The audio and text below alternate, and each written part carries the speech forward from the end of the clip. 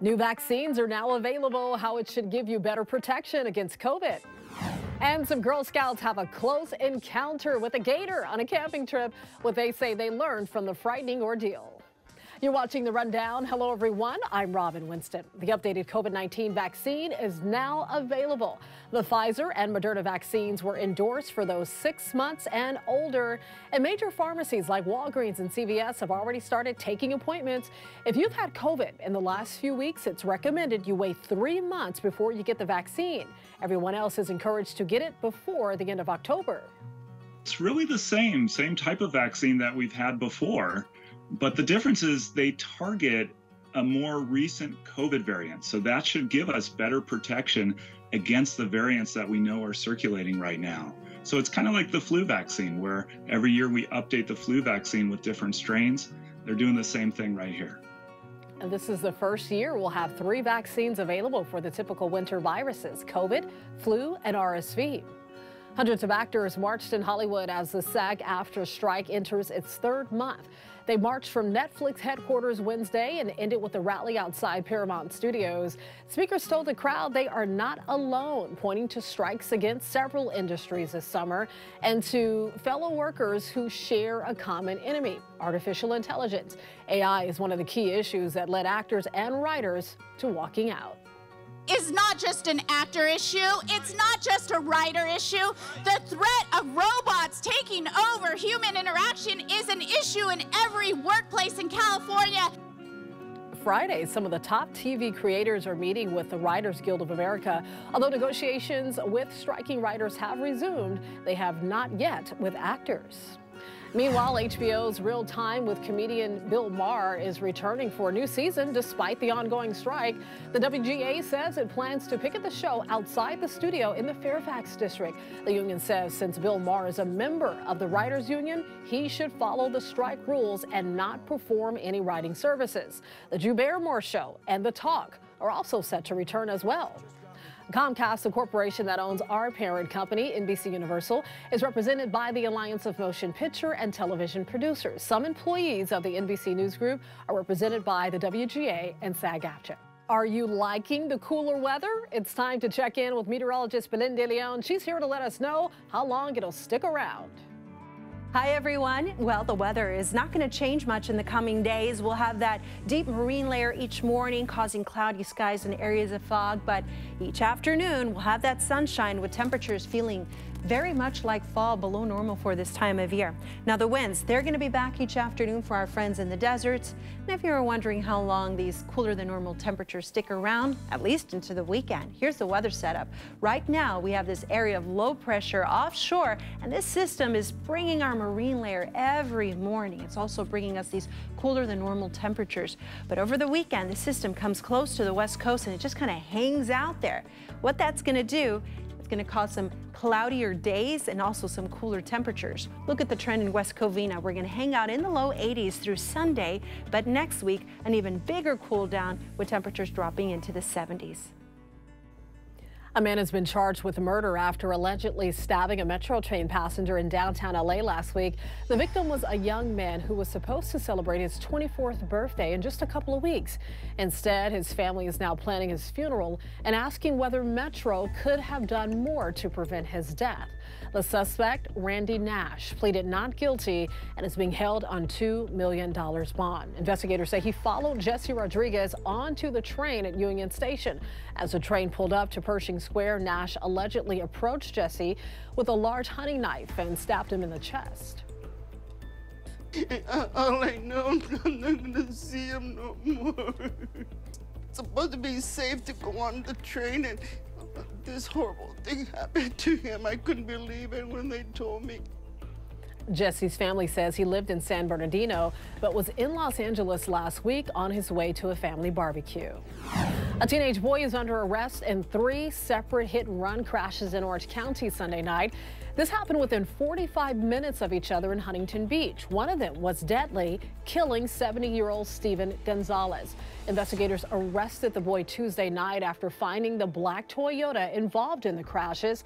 His name and age have not been released. The teen has been booked on a homicide charge and 2 counts of assault with a deadly weapon. A terrifying situation for a family in Orange County. Take a look at this image from inside their home in Westminster. 4 armed masked men broke into the house. They tied up the family, including 2 children, a 14-year-old and a 7-year-old. But there was a 5th family member in the house on Pebble Beach Circle. She was hiding in a closet and called police. What's happening there?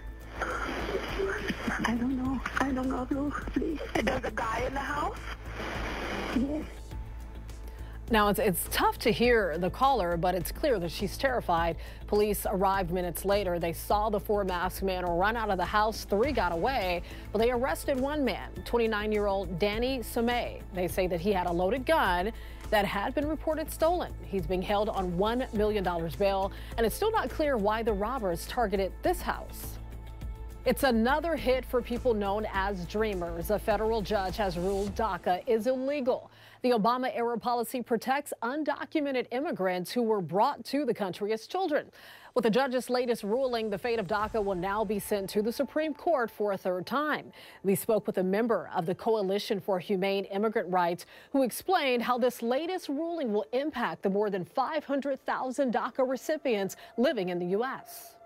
I have been a DACA beneficiary for over 10 years, and it's infuriating that we're constantly kept in this cycle of limbo because we've contributed to this country. I personally have renewed my DACA at least 7-8 times. President Biden and advocacy groups have called on Congress to pass permanent protections for dreamers. A legal case against the LAUSD over the COVID-19 vaccine mandate is now reaching the Court of Appeals. Now, you may remember at the height of the pandemic, some LAUSD teachers and staff members were terminated or put on involuntary leave without pay for failing to comply with the vaccine requirement. The workers claimed the vaccine rule was unconstitutional because it violated their rights to bodily autonomy. However, in their initial complaint, a lower court judge sided with LA Unified. We may see a massive labor strike that could paralyze the U.S. auto industry. More than 150,000 workers are threatening to walk off the job from 24 factories for Detroit's Big 3.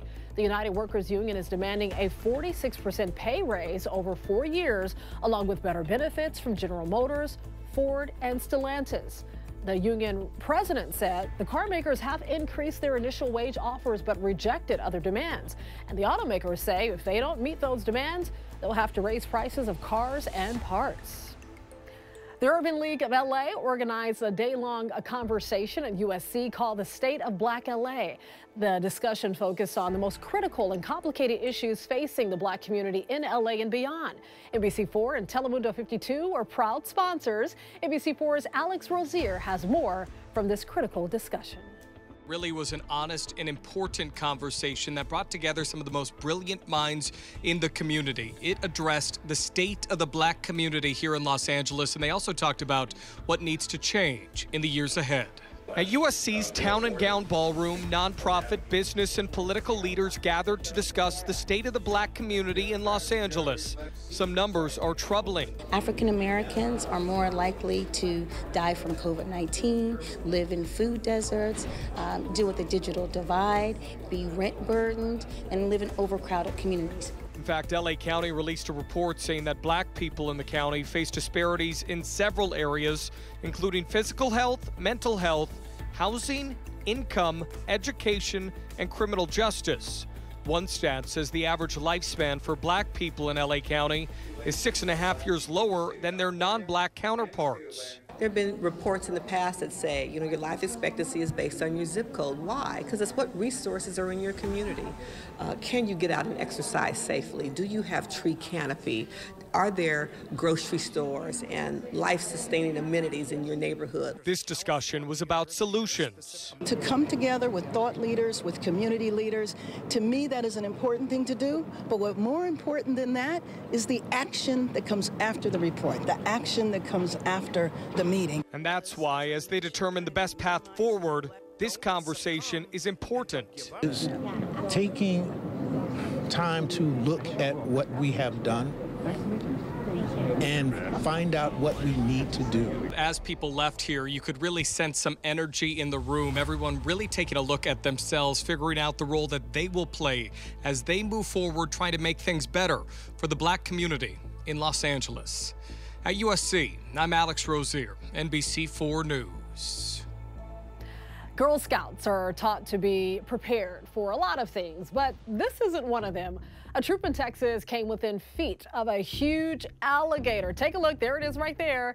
It happened on an overnight camping trip at Huntsville State Park, about an hour north of Houston. Well, the girls were learning how to fish when all of a sudden the alligator started swimming right towards them. Some of us were freaking out a little bit because we just realized that an alligator was about to attack us. I always say that I love them to death. I always say I would do anything for them. Now I definitely know I would do anything for them. Wow. Well, even though this wasn't part of their planned training, the girls say they learned how to be more aware of their surroundings. Some beloved childhood toys and games are competing for a chance at glory. The National Toy Hall of Fame has announced the 12 finalists for this year's induction. It's an impressive list. They include the Ken doll, Connect 4, Nerf, Teenage Mutant Ninja Turtles, that's one of my favorites, baseball cards, Battleship, Bingo, Bop It, Cabbage Patch Kids, the Choose Your Own Adventure game books, and Slime. Fans can vote on their favorites through September 20th. The finalists will be announced in November. Ah, that takes me back. Those were all fun games. You can always get news and weather updates on the NBCLA app and our website, NBCLA.com. And be sure to tune into Today in LA on NBC4, weekdays 4 to 7 a.m. I'll be helping you get around with traffic reports throughout the morning. I'll see you next time on The Rundown.